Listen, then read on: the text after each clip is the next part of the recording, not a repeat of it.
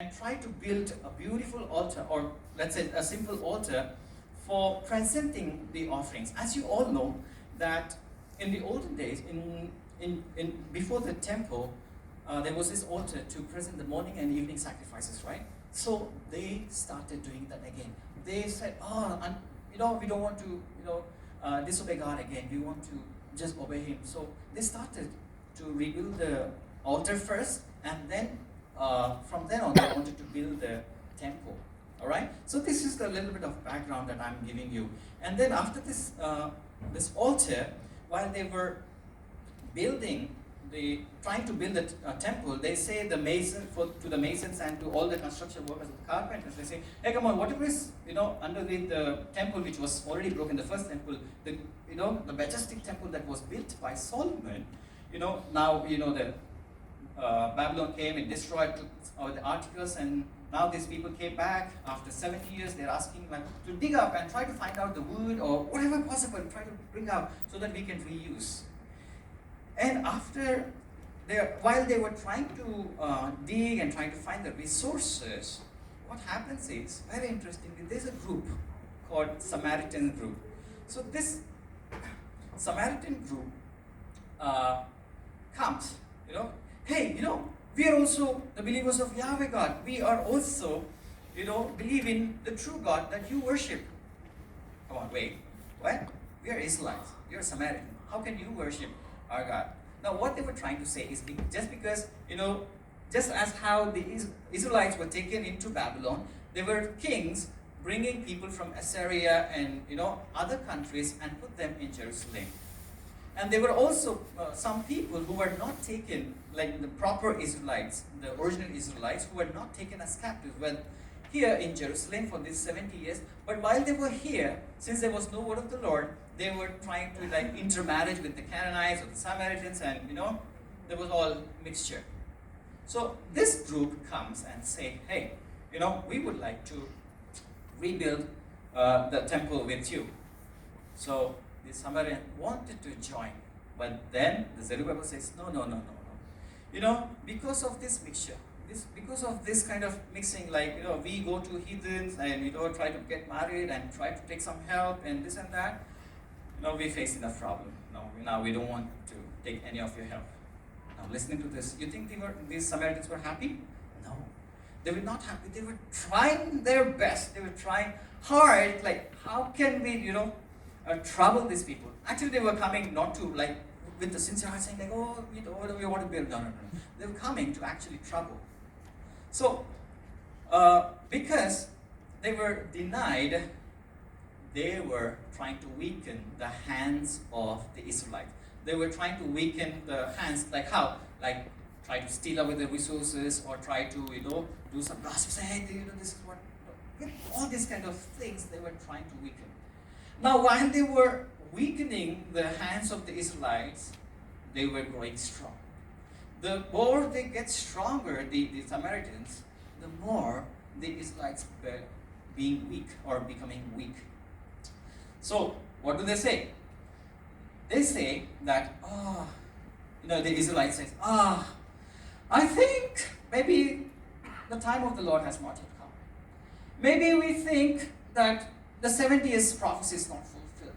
Maybe we think this is not what the Lord wants us to do. They were having their own, thoughts and thinkings and saying, okay, now let's stop all of this. Now we are tired. Why? Because of the opposition. They were tired because of the opposition, saying, no, these people are troubling us.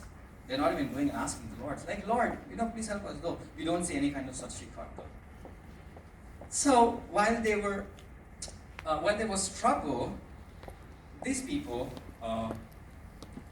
the Israelites, go back to their homes. And that's when we see that the word of the Lord comes to Haggai. What does it say? In the second year of Darius the king, on the first day of the 6th month, the word of the Lord came by the prophet Haggai to Zerubbabel, the son of Shealtiel, the governor of Judah, and to Joshua, the son of Jehozadak, the high priest, saying, "This is what the Lord of armies says." What does it say? These people say The time has not come. The time for the house of the Lord to be rebuilt. You also sometimes think, because of a lot of oppositions in your life, because of a lot of troubles within your life, you say, I don't want to bother about this church because I have my own troubles in my life. And then, coming to church or having these troubles, no, I don't want.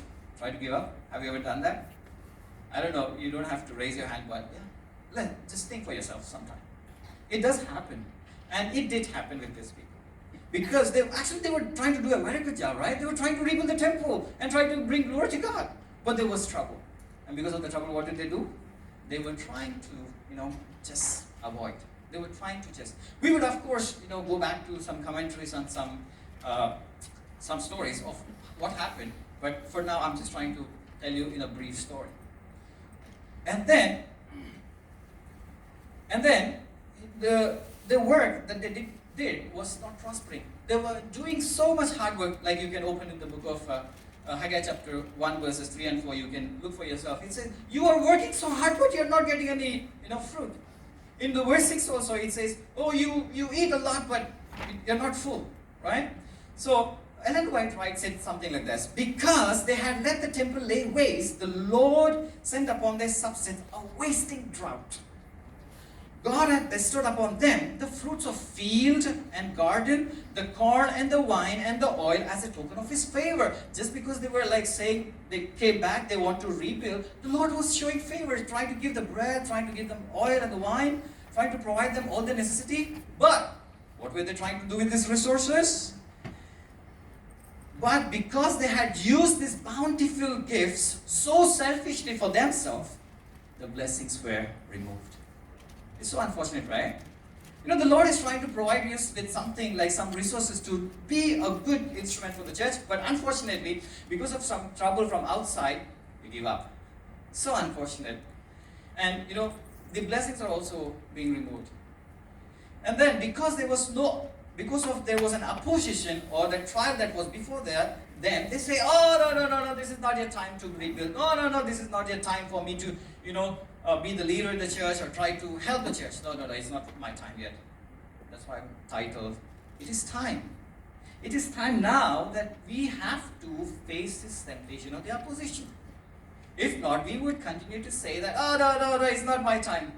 The time of the Lord has not yet come. We would have our own assumptions. The prophet delivers the message the Lord had for them. They were encouraged, and he was saying, hey, dear people, dear Israelite, you are not hopeless. Don't give up. Just because of this opposition, don't say that. We cannot do this, we are hopeless. No, don't say that. The Lord is with you. He wants you to obey, and that's the reason I'm here. I'm bringing the word of the Lord. Had you were serious, you would have been gone. No. But I brought you the words for what the Lord has told me.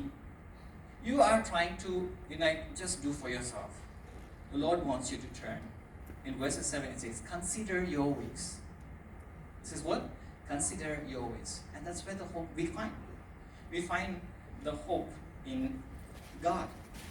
And Ellen White also says something like this: the lack of temporal prosperity was the result of the neglect to put God's interests first.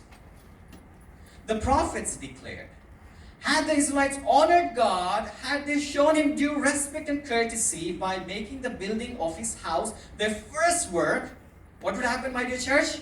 They would have invited His presence and blessings. So, I would like to leave this thing to you. How are we living? How am I living? How am I facing my temptation? Am I saying it's not yet time? Or am I saying, no, I will seek the Lord's help and I will go ahead? Because there is still hope, even when you think there is no hope. So Prophet Haggai questions, why have you done very little? You have started very well. You have built the altar. You are trying to do the worship services and all. But why have you done little? You should have continued. This is what Haggai explains.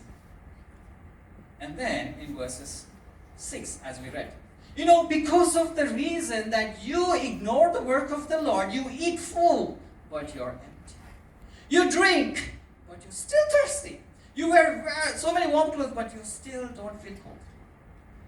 Not, it's just a topic, a diversion for you because you're all